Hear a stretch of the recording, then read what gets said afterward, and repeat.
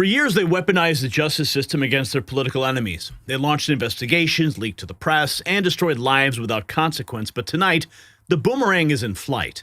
Just hours ago, federal whistleblower Colonel Timothy Schindler went on camera with Laura Logan and delivered a warning that should terrify every deep state operative in Washington.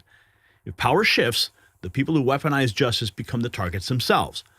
And that shift has already happened. Ed Martin and the DOJ Weaponization Working Group have opened investigations into Senator Adam Schiff and New York Attorney General Letitia James. Yes, the hunters are becoming the hunted. Now let's talk about what is really at stake here. Because for years, Adam Schiff stood in front of cameras claiming he had direct evidence of Russian collusion. He lied, he leaked classified information, he used his position on the Intelligence Committee to wage political warfare. Letitia James ran for Attorney General on the promise to get Trump, not to uphold the law, to get one man. She weaponized her office for political persecution, and now the same machinery they used against their enemies is turning around. Ed Martin laid out the framework months ago on Sunday Morning Futures. The DOJ Weaponization Working Group has been compiling the evidence. They have been documenting the abuses, and now, with the power shift complete, those files are becoming active investigations. And Colonel Schindler calls it the boomerang. When you weaponize the system, you better hope you never lose power, because the precedent that you set becomes the precedent used against you. And some breaking news on the health front. Big Pharma's weight loss injection empire is facing a crisis. A major new analysis found people who stopped taking Ozempic gained back nearly all the weight within a year. Now, that's the catch. You see, these drugs only work while you're on them. They're expensive. And the moment you stop, your body fights back. But here's the breakthrough.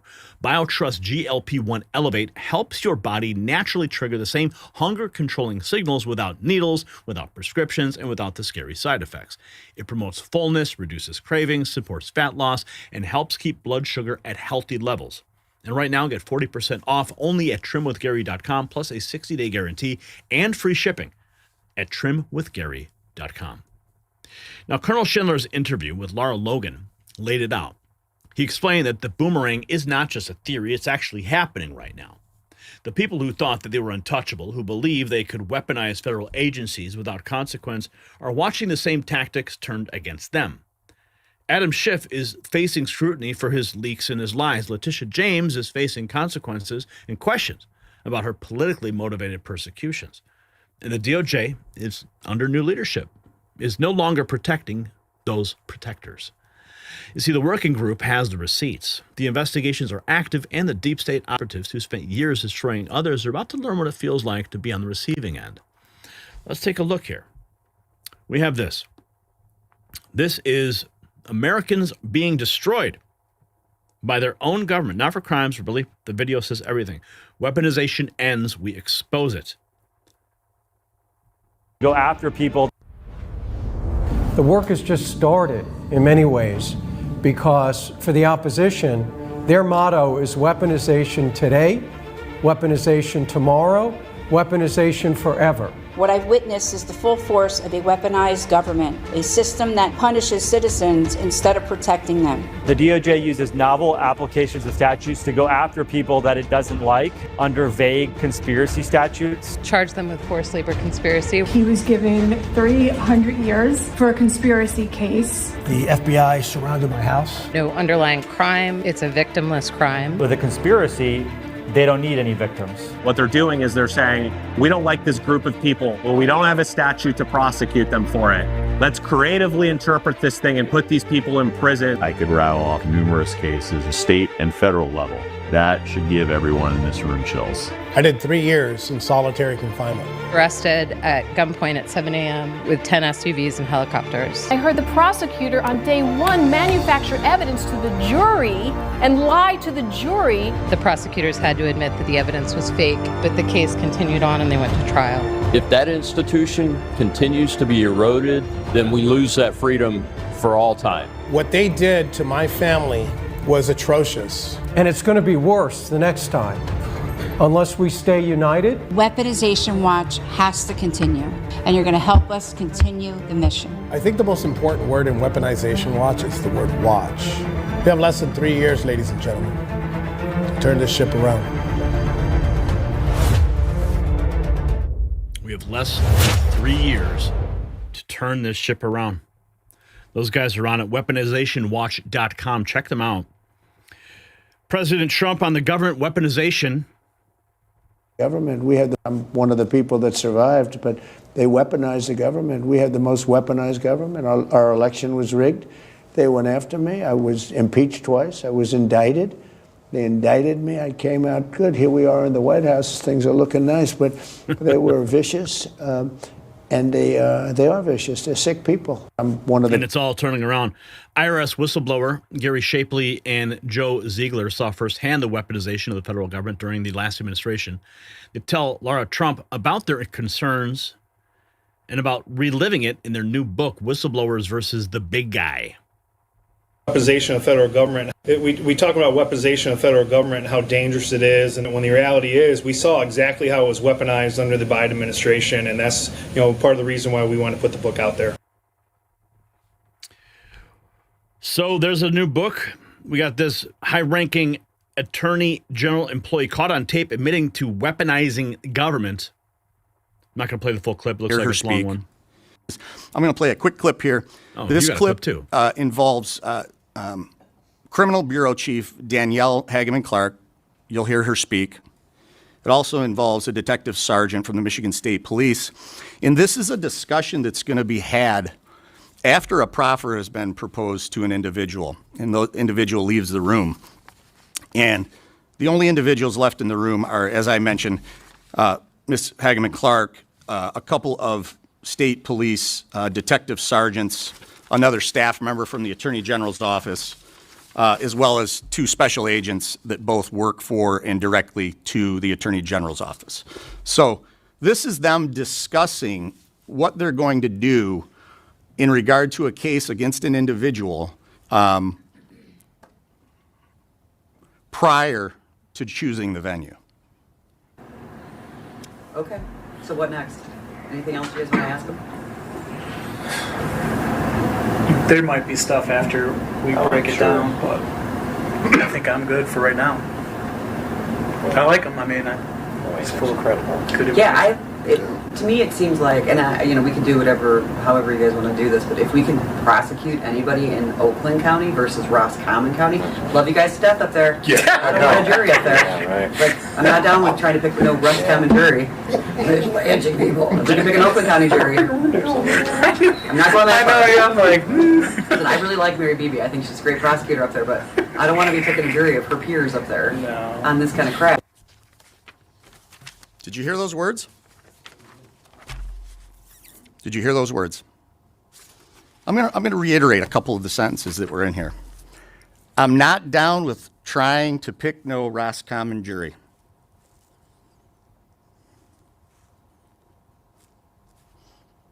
I think she's a great prosecutor up there, but I don't want to be taking a jury of her peers up there on this kind of crap.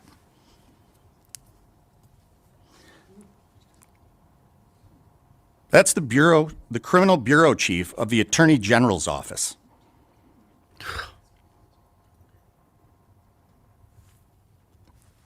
That is an absolute and clear violation of ethics. So it just shows you the weaponization is at all levels. And here is the whistleblower, Laura Logan, speaking to Dr. Timothy V. Schindler, Colonel U.S. Marine, retired, and federal whistleblower. How this kind of subversion happens is what the rear guard does. Let's listen. Just doesn't get to their... I asked you, how does this happen? And you said this is what the rear guard does. Who is the rear guard and what is the rear guard? The rear guard... And how are they able to do this? When you run a complex organization, a large organization, if you don't want the boss to see things, you simply take care of it. Just doesn't get to their desk. It's just, I mean, when you have an organization of, say, 15 or 20,000 people, geographically dispersed across the nation, A broom sweeps only what it touches. And if you're not holding the broom, it's not sweeping.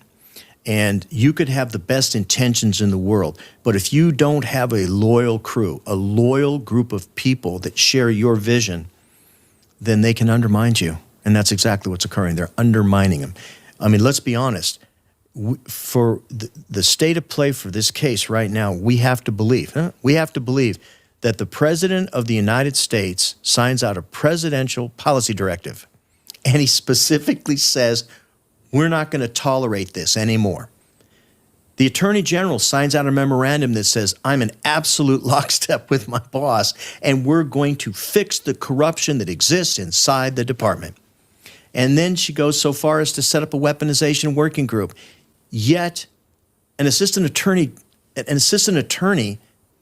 says, I represent the United States of America, and I don't want you to investigate corruption that specifically involves the DOJ. Not only is it completely bereft, it's illegal, it violates every rule, every canon and every rule of jurisprudence. It's against the very canons for being a lawyer even, not to mention a governmental attorney. Okay, I understand that. He wouldn't do that by himself. He didn't just volunteer to do it. He didn't just say one day, hey, I'll just do that. He was directed to do it. Now, by who? Well, that's a good question. Now, if someone were to ask me as an investigator, I know what I would do. What? Well, I would simply subpoena him immediately, and I would ask him, are you now representing the United States of America, or did someone tell you to do this? And if they did, who? Mm-hmm. And I would work my way up the chain, just the way you're supposed to. I mean, this isn't. Well, these are the answers the American people want, and not want. They need. Yes, because need. Their nation, our nation is only as strong as the quality of people who volunteer to perform these duties. So who do you believe is directing him? What does your investigation and your research show? What is the rear guard? We had a whistleblower who sent an official disclosure to the acting Attorney General before Pam Bondi was even put in office. And he said to him that all of the assistant U.S. attorneys that had worked for Jack Smith need to be investigated. But they didn't investigate him. They simply just let him go without any accountability, without any statutory obligatory requirement to who told you to do what, why did you do what you did. So they let them off the hook. They simply let them go. I know, but who? That doesn't answer the question. Oh, that was the acting assistant, the acting Attorney General. Okay, but who directed it? I'll get you the disclosure. I don't have the name right on the top of my head, but I'll get you the disclosure. That's of who he was, but who directed him to do that? I cannot answer that question, but he can. Right. But the point is that you're making is that these things are not random. They're not arbitrary. No. They're part. So this, again, is this coming from the rear guard? Absolutely. Okay, so what is the rear guard? Can you explain that? The rear guard is a group of people that are ideologically driven to a particular point of view. And that point of view is not shared by the current administration. But is it organized? Of course it's organized. So what's the organization then? Council of the Inspectors General on Integrity and Efficiency. Which is what? The SIGI. The SIGI. Yes, a system that was designed to ensure the programs and operations of the federal government were effective and efficient. The whole point was when Elon Musk came in and performed the duties of the Inspectors General for the government, everybody acted shocked when they went, hey, there's like money hemorrhaging everywhere. Wow, yeah. Nobody seems to know what's going on. But funny, the only people that were statutorily required, programs and operations, effectiveness, efficiency of the government, specifically created by Congress, were the Inspectors General.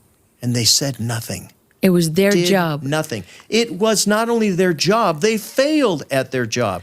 Yeah, but their job, as they were required by law, they were created for that purpose. Specifically for that purpose. Wow. Okay, but so we're talking about the Council for Inspector Generals on Integrity and Efficiency, SIGI, right? Yes. When was that created? 1978. No, the question is about SIGI. When was SIGI that was created created? in 2008. By? It was done in conjunction, the legislation was done in conjunction with Senator Grassley. So this was under President Obama. Yes. Working with Senator Grassley. Yes. So this was a bipartisan Yes. effort, sort Yes. of Republican-Democrat. Yes. They together created the Council Yes. For Inspector Generals for Integrity and Efficiency. Yes. Which functions as what? It acts as an independent entity established in the executive branch to oversight, train, educate, and provide individual counsel for all inspectors general. It answers unto itself. Okay, how can it be an independent entity It was inside the established by executive Congress branch? because Congress established it as an independent entity inside the executive branch. How can you be inside the executive branch and can't. not be answerable to the president? Well, you can if you don't believe in the unitary executive, that the president owns the executive branch. You can do that. Wow. So who do they believe owns the executive branch? Well, that's a good question. The president thinks he does. Well, the whole country thinks he does. Oh, well, yes, the country agrees with him, but there is such a thing as we call the administrative state. Yes, we have this thing called the administrative state where we of have unelected officials. Yes. Who, as far as the American people, so when they say it's a government of the people, for the people, and by the people, Yes. they don't mean it. Sometimes people refer to the Department of Justice as the Department of Just Us, U.S. Just Us. Yeah, that's pretty clear. Wow. Here he talks about the boomerang effect. When you throw the boomerang, it comes back to the Right. person who threw it. There is no doubt that all of these people who volunteered to perform public service on behalf of this president will become targets. How? I think that as we go through, and if the guard changes in the House or the Senate, they will be brought up on the very charges that the weaponization working group is supposed to be doing. They will not be given a pass. So you need to explain that. What exactly do you mean? The very work that the weaponization working group is supposed to be doing, they're supposed to be ferreting out corruption. You know, sort of like what we gave to the court. Right. They will use that. Except this time it will not be for this particular political class. It will be for their political class. So if I understand what you're saying is, it won't be the people who carried out the fraud, the waste, the abuse, and the corruption, the seditious conspirators who have tried to overthrow the government, who have weaponized the Department of Justice, who weaponized the FBI, who weaponized the intel agencies. It won't be them. They won't be going down for their crimes. No. It will be all of the people from the president down who are currently in positions of power and authority, who are in office. Who are abrogating their responsibility to stand tall and do the people's work. Which is to hold these people accountable. So the price that they will pay will be, they'll be held accountable for the crimes they were supposed to fix. And didn't. Yes, that's called a boomerang. So that's a setup. Yes. It's also called a setup. Yes, of course. Okay, so this may be counterintuitive for some people, and so I just want to be certain that people really grasp what we're talking about. So instead of the people who've actually committed crimes being held accountable for those crimes, the people who are now in office, in power, who have taken an oath, and this is the key, right? Because that oath legally binds them. Yes. To stop the weaponization of government, to address the grievances of the American public, and the whistleblowers that have been abused, and the January 6th defendants who've been victims of weaponization, and all the other people. So their failure to actually do that is going to be used against them. Yes, but more important than that, it will break the heart of what got this particular president in office. It's going to break the heart of every single person who thought that this president was going to fix the problem. And didn't. And not only that, but he will be impeached for not fixing the problem. And his staff, all the president's men. All the way through the government, anyone Yes. they want to get rid of. Not their people. They will be punished, yes. And punished how? I would assume they will be legally charged and they will face legal charges, probably by the DOJ, Public Integrity Section, Criminal Division, civil rights violations, everything. Yes. You know, it's interesting because I did speak to somebody who works inside the government, and one of the things that they're looking at in the intelligence world, this group is looking at reports that the law firm Perkins Coie, which is, you know, very famous for Mark Elias, they were heavily involved in Russia collusion. In fact, they even had an FBI agent had an office inside Perkins Coie, right? Or was it the other way around? I can't remember. But Perkins Coie and the FBI were working together, and they were very much part of this fake Russia collusion narrative that was a seditious conspiracy. These people are preparing legislation to make administrative functions in the government. Failure to perform those administrative functions can expose the administrators to the death penalty. Is that even conceivable to you? Yes. Why? Oh my goodness. Do you understand what's happening here? The architects of lawfare are now facing it. Remember this? Sunday Morning Futures. Maria Bartiromo. Adam Schiff going down. Attorney General Letitia James for mortgage fraud. And joining me now in this Sunday Morning Futures exclusive is the director of the DOJ Weaponization Working Group, Ed Martin. He is investigating the weaponization of government, including Adam Schiff, New York Attorney General Letitia James for mortgage fraud, and the January 6th probe, among others. Ed Martin, great to have you this morning. Thanks very much for being here. Oh, always a pleasure, Maria. And Ed, it has really, truly been a decade of dirty tricks, and that's being kind about it, against Donald Trump, beginning with the Russia hoax, to the impeachments, to the indictments, to the Hunter Biden laptop. Assess for us the last 10 years in your view, and you have criminal referrals right now on Adam Schiff, Letitia James, among others. What is the status? Well, first of all, thanks for asking about the last 10 years. I mean, you know, when Donald Trump came into office as president, he signed an executive order saying, go and find out how government was weaponized against the citizens. When Attorney General Bondi came into office, she put a memo, put more specifics to it, and said, get to the bottom of this. She gave a specific list and a broad charge. And I have to tell you, for your viewers, we have the Attorney General Bondi has that Department of Justice spinning like a top. We've got more stuff going on. A lot of it we can't talk about because of the nature of it, but it's going like crazy. And one of them was, we were in a group, we're still in it, working on the Russia hoax. And Tulsi Gabbard declassified what happened, and she sent it over to us, to DOJ, as a criminal referral, and that's ongoing now. But what that was, and Maria, you're one of the earliest, I think you might be the only person, the only journalist who said early on, this is a Russia hoax. And you know, Brett had President Trump on an interview on that flight to Alaska, and in the interview, President Trump said, the Russia hoax was meant to destroy the relationship with Russia, make it impossible to get things under control, get a reset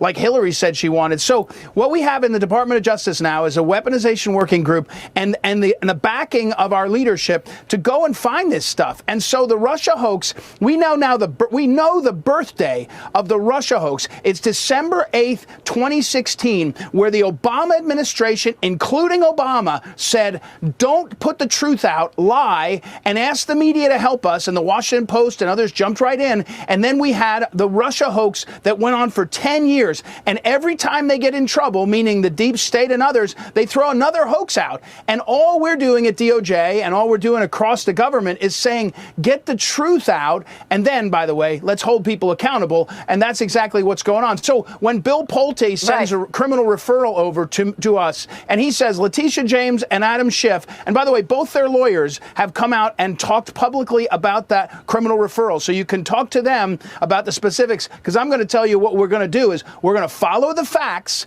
Every American that has a mortgage or has other documents they sign has to follow the law. We're going to go to the very bottom of the facts, and if somebody did something wrong, we're not only going to hold them accountable, we're also going to look at everything else that they've been doing, because when you're a liar, you lie not just on one thing. When you're a cheater, you cheat not just on one thing. When you're doing corruption, you generally don't just do it on one thing. So that's our what we're asked to do as prosecutors, and that's what we're doing.